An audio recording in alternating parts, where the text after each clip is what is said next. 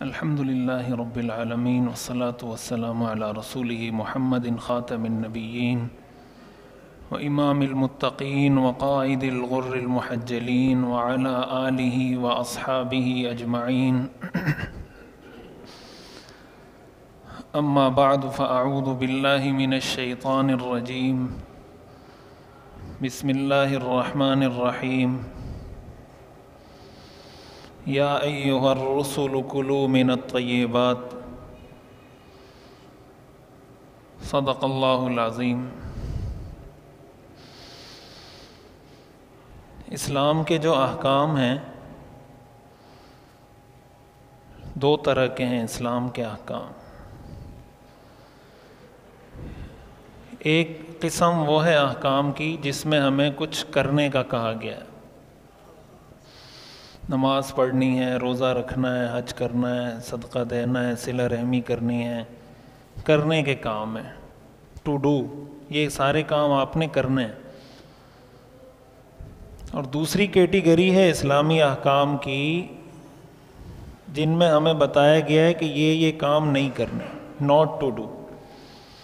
مثال کے طور پر سود نہیں کھانا، جھوٹ نہیں بولنا، حرام نہیں کھانا، غیبت نہیں کرنی، کسی کو نقصان نہیں پہنچانا، یتیم کا مال نہیں کھانا، وغیرہ وغیرہ۔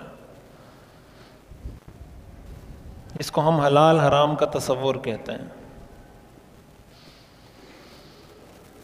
پھر جس طرح کرنے کے کام ہیں، کرنے کے کاموں میں کچھ کام فرض ہیں، کچھ واجب ہیں، کچھ سنت ہیں، کچھ مستحب ہیں، نفل ہیں۔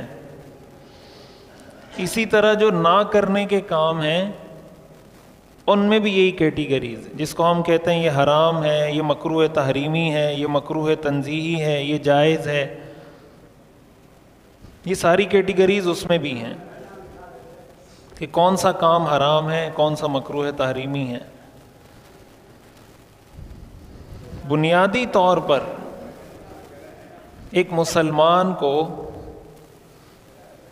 مسلمان کی جو ذمہ داری ہے پہلے لیول پر، یعنی جو آپ یہ کہہ لیں کہ کم سے کم درجہ ہے، وہ ہے فرائض کو پورا کرنا اور حرام سے بچنا۔ یہ دو چیزیں، یعنی جو کم سے کم لیول ہے جس پہ کسی مسلمان کو ہونا چاہیے وہ کیا ہے کہ وہ فرائض کو پورا کرے اور حرام سے بچے۔ پھر اس کے بعد اور ساری چیزیں آتی ہیں سٹیپ بائی سٹیپ۔ اگر ایک آدمی ہے جو فرائض تو پورے کر رہا ہے، حرام سے نہیں بچ رہا، یا اس کا الٹ کہ حرام سے تو بچ رہا ہے، فرائض پورے نہیں کر رہا، تو ایسے آدمی کو نیک نہیں کہا جا سکتا۔ ہم یہ نہیں کہہ سکتے کہ اچھا آدمی ہے شرعی نقطہ نظر سے۔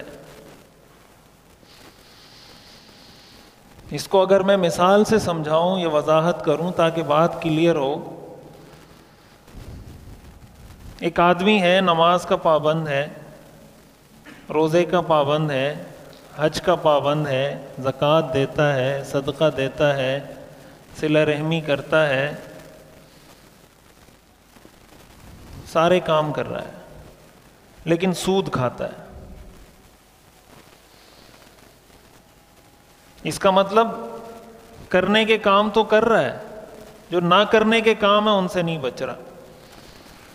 ایسے آدمی کو شریعت نیک نہیں کہتی، ہم اس کو نیک کہتے ہیں۔ ہم اپنے معاشرے میں ایسے آدمی کو کہتے ہیں یہ نیک آدمی ہے۔ حضرت عمر رضی اللہ تعالیٰ عنہ کے بارے میں آتا ہے نا کہ انہوں نے کسی شخص کے بارے میں پوچھا یہ کیسا آدمی ہے، تو کسی نے کہا کہ بہت نیک آدمی ہے۔ حضرت عمر نے فرمایا کبھی اس کے ساتھ لین دین کا معاملہ کیا ہے کوئی؟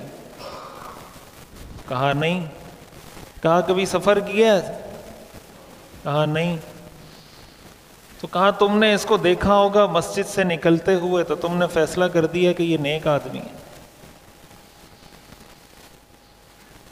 یہ حضرت عمر رضی اللہ تعالیٰ عنہ کا قول ہے۔ تو یہ بات ہمارے ذہن، یہ جو تقویٰ کا لفظ استعمال ہوتا ہے نا کہ متقی، تقویٰ کے لفظی معنی ہوتے ہیں بچنا.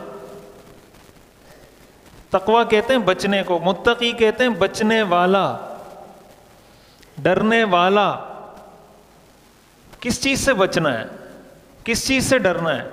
گناہ سے ڈرنے والا، گناہ سے بچنے والا کہ اللہ ناراض ہو جائے گا، اس کو متقی کہتے ہیں.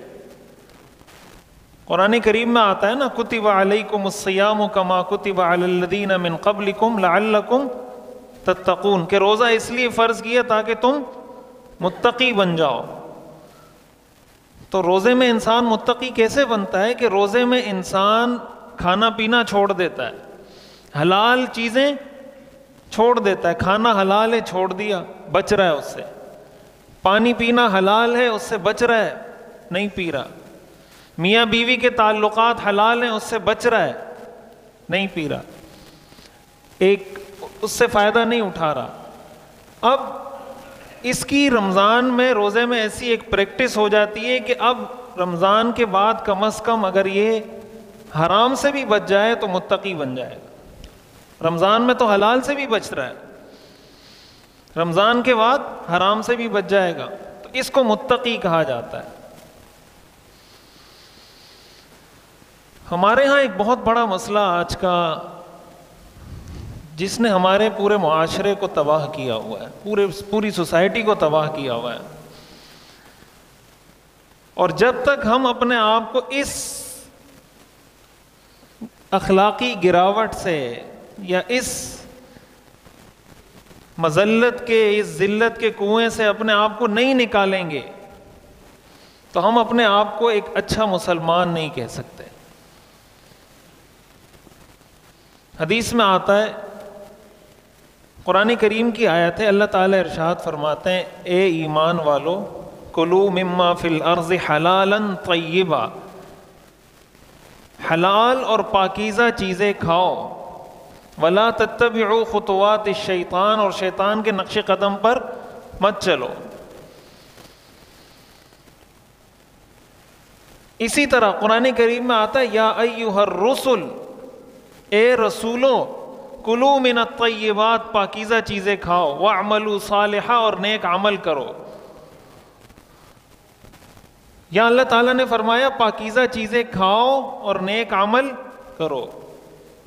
مفسرین نے لکھا ان دونوں لفظوں کا، ان دونوں جملوں کا آپس میں کیا لنک ہے، کہ پہلے اللہ نے فرمایا پاکیزہ چیز کھاؤ اور پھر فرمایا نیک کام کرو. تو لنک اس کا یہ ہے کہ جب آدمی پاکیزہ چیز کھاتا ہے، حلال کھاتا ہے، تو اللہ اس کو نیکی کی توفیق عطا فرماتے ہیں.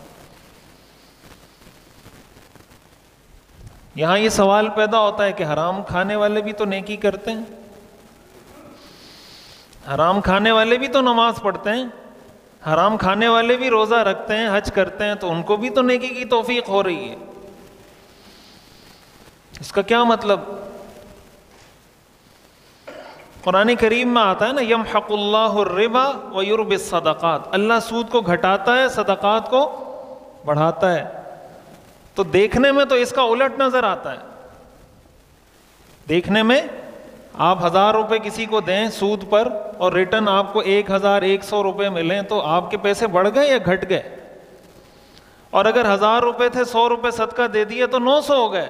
اللہ تعالیٰ تو فرما رہے ہیں کہ معاملہ الٹ ہے، اللہ صدقات کو بڑھاتا ہے اور سود کو گھٹاتا ہے. اس کا مطلب کیا ہے؟ حضرت عبداللہ ابن عباس رضی اللہ تعالیٰ عنہ نے اس کا مطلب بیان کیا ہے. اس کا مطلب یہ ہے لا يقبل منہ حج ولا صدقۃ ولا صلۃ ولا جہاد. ایسے آدمی کا نہ حج قبول ہوتا ہے، نہ صلہ رحمی قبول ہوتی ہے، نہ جہاد قبول ہوتا ہے، نہ صدقہ قبول ہوتا ہے. تو پیسے گھٹ رہے ہیں یا بڑھ رہے ہیں؟ آپ پیسے لگا کے حج کر رہے ہیں، قبول نہیں ہو رہا. پیسے لگا کے صدقہ کر رہے ہیں، قبول نہیں ہو رہا. پیسے لگا کے صلہ رحمی کر رہے ہیں، رشتہ داروں کا خیال کر رہے ہیں، قبول نہیں ہو رہا. تو پیسے اٹ سیلف تو مقصود نہیں ہے نا. آدمی پیسے تو نہیں کھاتا، نوٹ تو نہیں کھاتا آدمی. یہ پیسے تو کسی مقصد کے لیے ہوتے ہیں. یہ پیسہ دنیا میں انسان کسی مقصد کے لیے کماتا ہے، اس لیے نہیں کماتا کہ پیسے زیادہ آ جائیں گے تو میں نوٹ کھانا شروع ہو جاؤں گا. تو اگر ان پیسوں سے وہ مقصد حاصل نہیں ہو رہا، یہ پیسے کسی کام کے نہیں ہیں. یہ پیسہ کسی کام کا نہیں. اگر پیسے تھوڑے ہیں لیکن کام اس سے ہو رہا ہے، یہ کام کے ہیں. ایک آدمی ہے نا، اس کے پاس 100 روٹیاں رکھی ہوئی ہیں، بھوک سے بلک رہا ہے اور کھا نہیں پا رہا اس کو، یا کہتا ہے میں نہیں کھا رہا اس کو. اور ایک آدمی ہے، اس کے پاس 1 روٹی ہے، پیٹ بھر کے کھا لیا اس نے. کون اچھا ہے؟ 1 روٹی والا اچھا ہے، 100 روٹیوں والا اچھا نہیں ہے. تو سود میں یہی ہوتا ہے، روٹیاں اس کے پاس 100 ہوتی ہیں، کام اس کا کوئی قبول نہیں ہوتا. تو یہ جو بات ہے نا کہ نیکی کی توفیق تو حرام کھانے والے کو بھی ہو جاتی ہے، توفیق اگر ہو جائے قبول نہیں ہوگا. قرآن کریم میں آتا ہے والوزن یومئذ الحق، قیامت کے دن اعمال کا وزن ہوگا، اعمال کو گنا نہیں جائے گا کہ اس نے 100 نمازیں پڑھی، اس نے 50 پڑھی، اس نے 1 لاکھ روپے صدقہ کیا، اس نے 50,000 کیا، اس نے 2 لاکھ صدقہ کیا، اس نے 4 حج کیے، اس نے 2 حج کیے. گنا نہیں جائے گا. والوزن یومئذ الحق، اس کو وزن کیا جائے گا.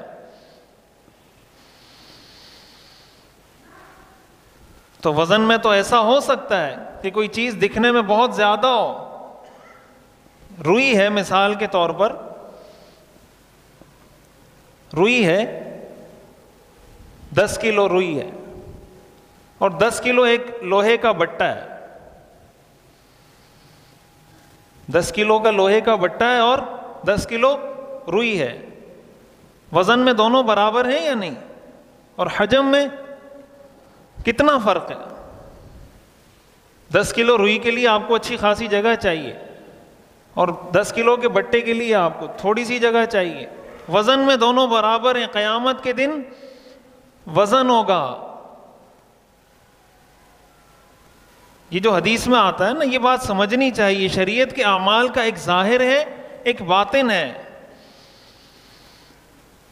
مثال کے طور پر ایک آدمی ہے، وہ کسی مفتی صاحب کے پاس آتا ہے، مسئلہ پوچھتا ہے کہ بھائی میں نے وضو کیا، پاکی حاصل کی، اس طرح آ کے اللہ اکبر کہا، سبحانک اللہم پڑھا، سورہ فاتحہ پڑھی، رکوع کیا، سجدہ کیا، ساری تفصیل بتا دی، میری نماز ہو گئی یا نہیں ہو گئی؟ یعنی پورا صحیح طریقے سے اس نے نماز پڑھی، تو مفتی صاحب کیا فتویٰ دیں گے؟ نماز ہو گئی. یہ ظاہر ہے. میرے پاس یہ اتھارٹی نہیں ہے کہ آپ صحیح طریقے سے نماز پڑھ لیں اور میں کہوں نہیں آپ کی نماز نہیں ہوئی.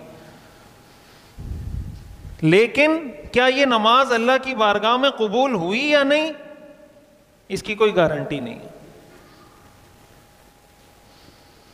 اس کی کوئی گارنٹی نہیں.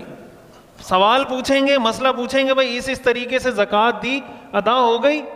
ادا ہو گئی. ثواب ملا یا نہیں ملا یہ اللہ کو پتہ ہے. اللہ نے قبول کیا یا قبول؟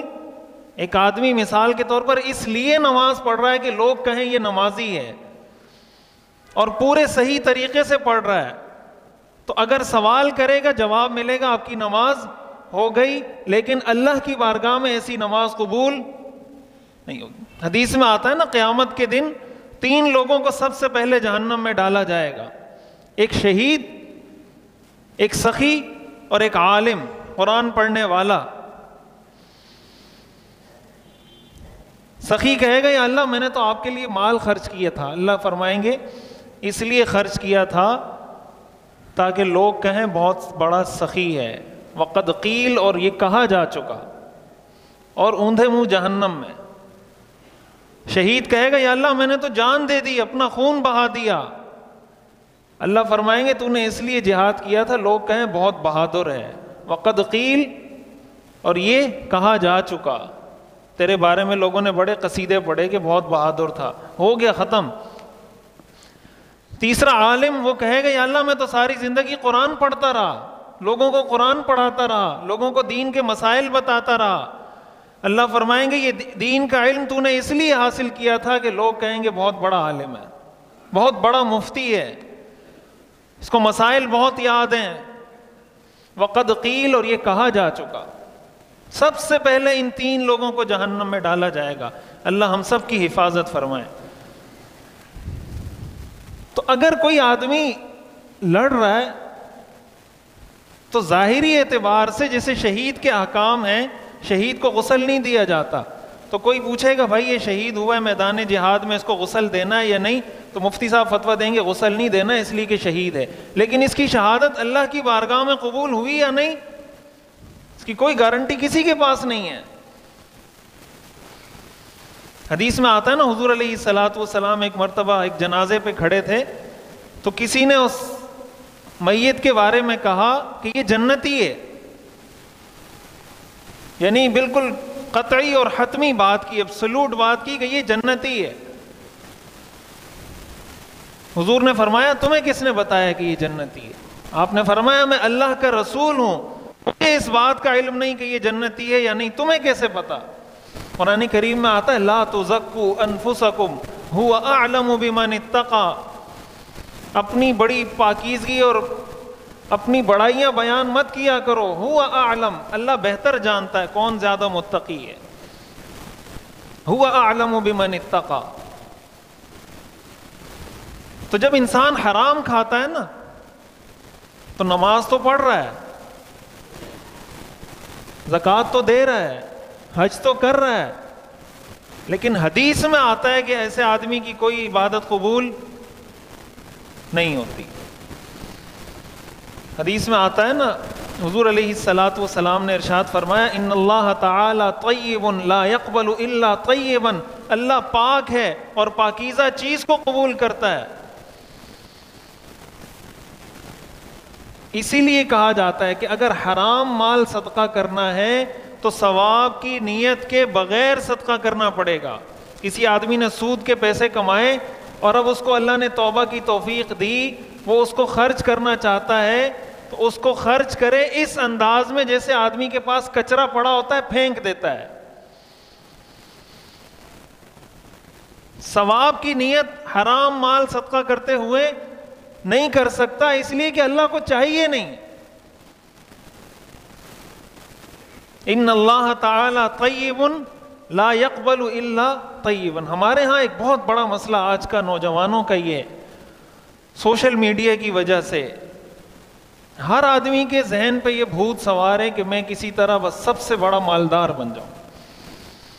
ہمارے جو موٹیویشنل اسپیکر ہیں وہ یہ موٹیویشن دیتے ہیں ہمارے نوجوانوں کو کہ کامیاب شخص وہ ہے جو سب سے زیادہ پیسے والا ہو، بس۔ اور یہ ممکن نہیں ہے۔ دنیا کا ہر آدمی سب سے زیادہ مالدار بن سکتا ہے تو سب سے زیادہ کیسے ہوگا؟ دنیا کا ہر آدمی سب سے زیادہ مالدار ہو سکتا ہے؟ اللہ کا نظام نہیں ہے، ممکن نہیں ہے۔ اللہ فرما رہے ہیں رفعنا بعضهم فوق بعض درجات نحن قسمنا بینہم معیشتہم، اللہ فرما رہے ہیں یہ معیشت ہم نے تقسیم کی ہے۔ ورفعنا بعضهم فوق بعض درجات، بعض کو بعض پر ہم نے بلندی عطا کی ہے، کوئی امیر ہے کوئی غریب ہے، کوئی زیادہ امیر ہے کوئی زیادہ غریب ہے۔ یہ دنیا کا نظام چل ہی اس وجہ سے رہا ہے۔ دنیا میں سارے غریب ہو جائیں دنیا کا نظام نہیں چل سکتا، دنیا میں سارے امیر ہو جائیں دنیا کا نظام چل نہیں سکتا، ممکن نہیں ہے۔ یہ جو دنیا میں سارے کام کرنے والے جو مزدور ہوتے ہیں، اگر یہ بھی سارے اس لیول کے مالدار ہو جائیں، کوئی مزدوری کرے گا؟ کون کھڈا کھودے گا؟ کون جا کے آپ کی سڑکیں صاف کرے گا؟ جو بھی مزدوری ہے ایکس وائی زی، جو بھی مزدوری ہے، غریب ہونا کوئی عیب کی بات نہیں ہے اسلام کی نظر میں، اور امیر ہونا کوئی کمال کی بات نہیں ہے اسلام کی نظر میں۔ کمال اس میں ہے کہ انسان عمل کیا کرتا ہے۔ اگر مالدار ہو کر اللہ کی اطاعت کر رہا ہے، حلال کما رہا ہے، حرام سے بچ رہا ہے، یہ بھی اللہ کا محبوب ہے۔ اور اگر غریب رہ کر اللہ کی تقدیر پر صبر کر رہا ہے، جو اللہ نے توفیق دی ہے ہمت کر کے کمانے کی کوشش کر رہا ہے، یہ بھی اللہ کا محبوب ہے۔ کوئی آدمی، قرآن کریم میں آتا ہے وما اموالکم ولا اولادکم باللتی تقربکم عندنا زلفا، تمہارے اموال اور تمہاری اولاد ایسی چیز نہیں ہے جو تمہیں ہمارے قریب کر دے، الا من آمن وعمل صالحا، ہاں جو ایمان لائے اور نیک اعمال کرے وہ ہمارے قریب ہے۔ تو یہ جو دماغ میں بات بٹھا دی گئی ہے نا کہ زیادہ سے زیادہ پیسہ کمانا ہے، زیادہ سے زیادہ پیسہ کمانا ہے، پیسے کی مشین بنا دیا ہے انسان کو، اس کا نقصان کیا ہو رہا ہے کہ حلال حرام کا فرق مٹتا جا رہا ہے۔ جب آدمی کو یہ ہونا کہ یار حدیث میں آتا ہے قد افلح من اسلم ورزق کفافا وقنعه اللہ بما آتا، کامیاب انسان کی 3 نشانیاں حدیث میں۔ پہلی نشانی مسلمان ہو، اسلام کی توفیق اللہ نے دی، یہ کامیاب ہے۔ رزق کفافا، اتنا رزق اللہ نے دے دیا جس سے اس کا گزارا چل رہا ہے، اس کی زندگی کا گزر بسر ہو رہا ہے۔ تیسرے نمبر پر قنعہ اللہ بما آتا، جو اللہ نے رزق دیا اس پر قناعت اور صبر کی توفیق اللہ دے دے۔ ایک آدمی ہے اچھا کھا رہا ہے، اچھا پی رہا ہے، اس کا گھر ہے، اس کے پاس سہولیات ہیں، پھر بھی ٹینشن میں یار وہ میرے سے زیادہ مالدار ہے، اس کے پاس مجھ سے زیادہ پیسہ ہے، تو بھائی اس کی مثال تو ایسی ہے جیسے آپ سڑک پہ جا رہے ہوں اور آپ کہیں وہ گاڑی مجھ سے آگے نکل گئی، اس سے آگے نکلیں گے، پھر آگے کوئی گاڑی نظر آئے گی، اس سے آگے نکلیں گے، پھر کوئی گاڑی نظر آئے گی، اس سے آگے نکلیں گے، کتنی گاڑیوں سے آپ آگے جائیں گے؟ یہ سڑک ہے، اس پہ آپ کو کچھ گاڑیاں پیچھے ملیں گی، کچھ آگے ملیں گی، آپ اپنی رفتار میں چلتے جائیں۔ آپ اگر دماغ میں یہ بٹھا دیں کہ اس سڑک پہ جتنی گاڑیاں جا رہی ہیں میں نے ان سب سے آگے نکلنا ہے، تو شاید ایکسیڈنٹ ہو جائے آپ کا، اور جس رفتار سے چل رہے تھے اس رفتار سے بھی جائیں۔ یہ ہمارے ہاں اتنا بڑا مسئلہ بن چکا ہے حلال حرام کا، یہ تمیز گویا ختم ہوتی جا رہی ہے، حرام کو حرام سمجھا نہیں جاتا۔ کسی کو دھوکہ دینا، فراڈ کرنا، ناپ تول میں کمی کرنا، ملاوٹ کرنا، 2 نمبری کرنا، دھوکہ دینا، اس کو تو کاروباری ٹیکنیک سمجھا جاتا ہے۔ جو آدمی اچھا دھوکہ دے سکے کہتے ہیں یہ اچھا کاروباری ہے، یہ اچھا بزنس مین ہے۔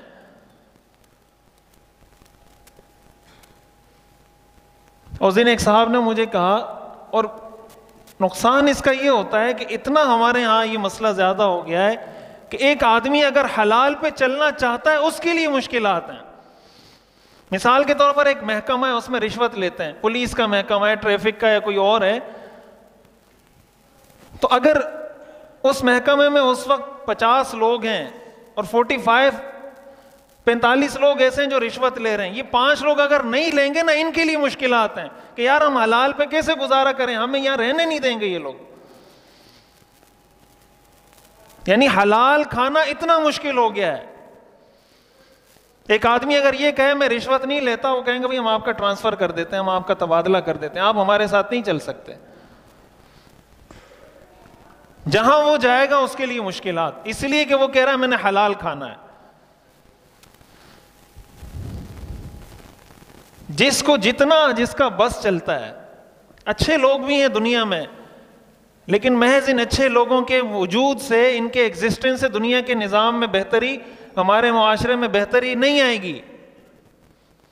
اس دن ایک صاحب مجھے کہنے لگے، دکاندار ہیں کہ یوٹیلیٹی سٹور والے ہمیں سامان بیچتے ہیں، آٹا چینی دال وغیرہ دکانداروں کو بیچتے ہیں، اور پھر ہم وہ جو راشن کا سامان ہے وہ ہم بیچتے ہیں، لیکن عام دکانداروں سے سستا بیچتے ہیں، تو یہ ہمارے لیے لینا جائز ہے یا جائز نہیں ہے؟ میں نے کہا یوٹیلیٹی سٹور میں جو راشن آتا ہے وہ دکانداروں کے لیے آتا ہے، یہ عوام کے لیے آتا ہے؟ کہا عوام کے لیے آتا ہے۔ تو میں نے کہا کہاں سے جائز ہو جائے گا؟ تو کہا مسئلہ یہ مفتی صاحب، ہمارے علاقے کے جتنے دکاندار ہیں سارے وہاں یوٹیلیٹی سٹور سے لاتے ہیں، تو اگر میں یوٹیلیٹی سٹور سے نہیں لیتا تو وہ لوگ ایک چیز 5 روپے سستی بیچ رہے ہیں، میرے کو تو سستی مل ہی نہیں سکتی، میں وہ چیز 5 روپے مہنگی بیچوں گا، میری دکان کیسے چلے گی؟ میں چاہتا ہوں کہ حلال کماؤں، کیسے کماؤں؟ 5 دکانیں 5 کی 5 ہر چیز 5 روپے سستی بیچ رہے ہیں وہ لوگ, اس لیے کہ وہ یوٹیلیٹی سٹور سے لا رہے ہیں. میں صحیح مارکیٹ سے جا کے لا رہا ہوں, 5 روپے مہنگی بیچ رہا ہوں اس لیے کہ مجھے فائدہ ہی نہیں ہے اس میں, لیکن کوئی مجھ سے خریدنے کے لیے نہیں آتا. تو غریب کا حق صرف حکمران نہیں کھا رہا, غریب کا حق غریب بھی کھا رہا ہے, غریب کا حق امیر بھی کھا رہا ہے, سارے ایک دوسرے کا حق کھا رہے ہیں. اب یہ نظام کیسے ٹھیک ہوگا؟ غریب کو فیسیلیٹیٹ آپ کیسے کریں گے؟ اس حرام کمائی سے اگر آدمی 200 روپے زیادہ کما لے, اور یہ لقمہ حدیث میں آتا ہے کل لحم نبت من سحت فالنار اولا به, ہر وہ گوشت, انسان کے جسم کا وہ گوشت جو حرام سے پروان چڑھا ہو, آگ اس کے زیادہ مناسب ہے. ایسا آدمی حقدار ہے کہ وہ آگ میں جائے, وہ جہنم میں جلے. اور حضور نے فرمایا وَإِنَّ اللُّقْمَةَ تُنبِتُ اللَّحْمَ, حرام کا ایک لقمہ بھی انسان میں کچھ نہ کچھ اضافہ, کچھ نہ کچھ بڑھوتری کرتا ہے. تو اگر حرام کا ایک لقمہ بھی کسی کے جسم میں چلا جائے, حضور نے فرمایا یہ آدمی جہنم کے زیادہ حقدار ہے. اتنی متنوع, اتنی مختلف صورتیں, کیا پڑھے لکھے لوگ, کیا ان پڑھ لوگ. ہمارے ہاں جو میڈیکل کی فیلڈ ہے, یہ شریعت کی نظر میں ایک بہت بڑا شعبہ ہے طب کا, کہ آپ انسانیت کے مسیحا ہیں, آپ انسانیت کے کام آئیں. اب ڈاکٹروں کا کیا ہوتا ہے, لیبارٹری والوں کے ساتھ بھی ان کا کمیشن طے ہوتا ہے, کمپنیوں والوں کے ساتھ بھی, میڈیسن کمپنیز والے ان کو وزٹ کرواتے ہیں, ٹور کرواتے ہیں ان کی, اور پتہ نہیں کیا کیا فیسیلیٹیز دیتے ہیں. اس کا سارا جا کے بوجھ پڑتا ہے غریب آدمی پر. اس کو چاہیے ایک ٹیسٹ, ڈاکٹر لکھ کے دے گا آپ نے یہ 5 ٹیسٹ کرنا ہے. وہ ایک مریض کو دوائی لکھ کے دے سکتا ہے کہ یہ 100 روپے کی دوائی میں اس کا کام چل جائے گا, وہ دوائی لکھ کے دے گا 1000 روپے کی, اس لیے کہ اس کمپنی کے ساتھ اس کا کانٹریکٹ ہے.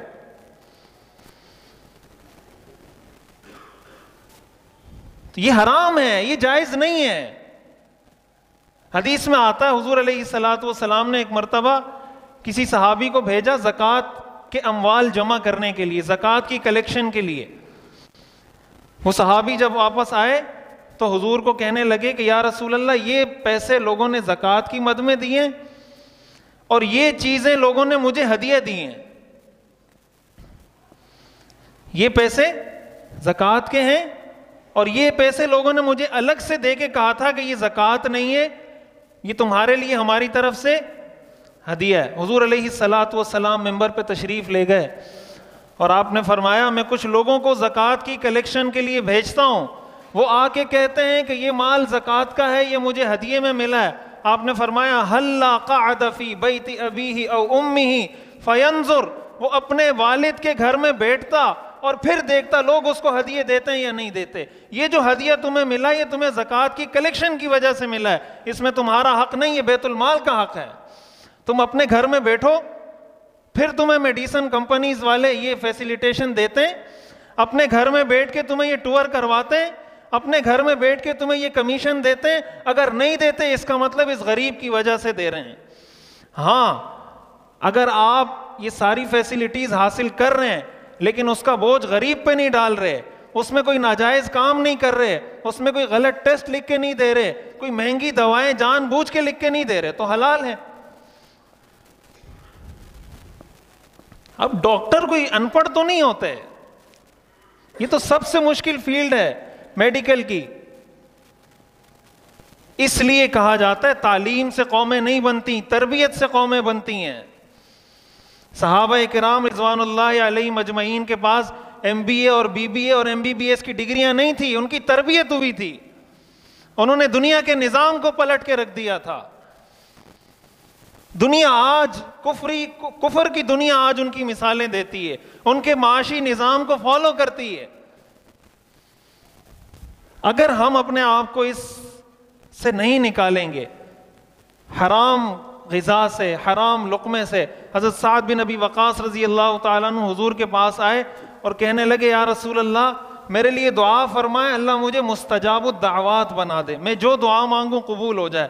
حضور نے فرمایا اطب مطعمک تکن مستجاب الدعوہ، اپنا لقمہ حلال کر لو، اللہ تمہیں مستجاب الدعوات بنا دے گا۔ آج ہم میں سے ہر شخص رو رہا ہے میری دعائیں قبول نہیں ہوتی، ہمیں اس پہ غور کرنا ہے۔